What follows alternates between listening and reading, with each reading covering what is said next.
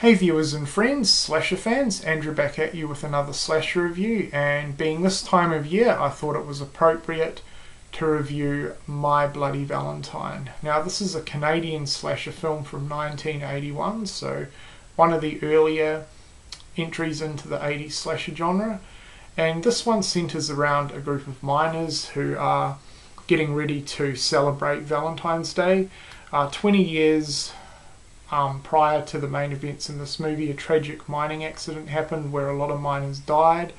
One survived, and there's been a whole sort of creepy, eerie atmosphere in the whole town since that event on Valentine's Day. So they pretty much cancelled any event after the accident and didn't really celebrate Valentine's Day at all, but they felt, 20 years has passed, it's time to forget about it, move on and celebrate Valentine's Day once again. So eventually they sort of set up a party, something happens again.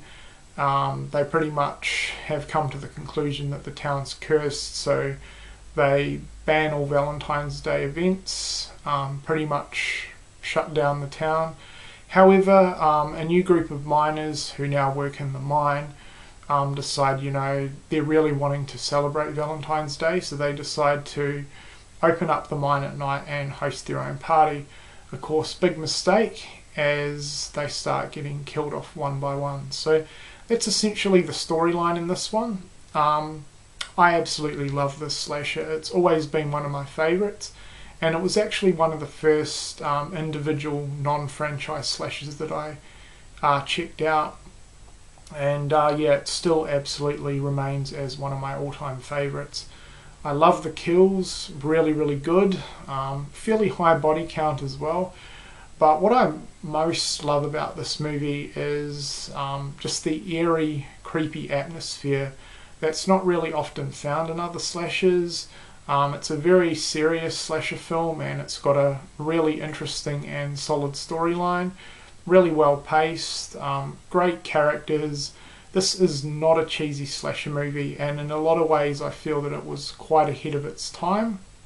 1981, very early entry into the genre, and it still holds up absolutely fantastically. Easily one of the best 80s slasher films. So if you've never checked this one out, obviously I highly recommend it. As I said, fantastic kills. I love the killer as well. He's dressed up in a miner's outfit. Looks really creepy. There's also a pretty good twist ending to do with the killer, where everything is pretty much revealed, which I really like, and it was done really well. The ending is awesome. Great location. It's most of the film, or especially the second half of the film, is basically filmed in the mine, and I thought that was a fantastic location. Gave off a really sort of creepy and eerie atmosphere and vibe to it, so really liked that. In terms of this release, this is the special edition Blu-ray, and it's definitely the way to go, because this has the uncut version, which is the version you definitely want to check out. All the kills were re-edited back into the movie, and this is just a great release. However, it is now out of print, so it may be difficult to track down, but if you can track down the special edition either on Blu-ray or DVD, definitely the release to go with.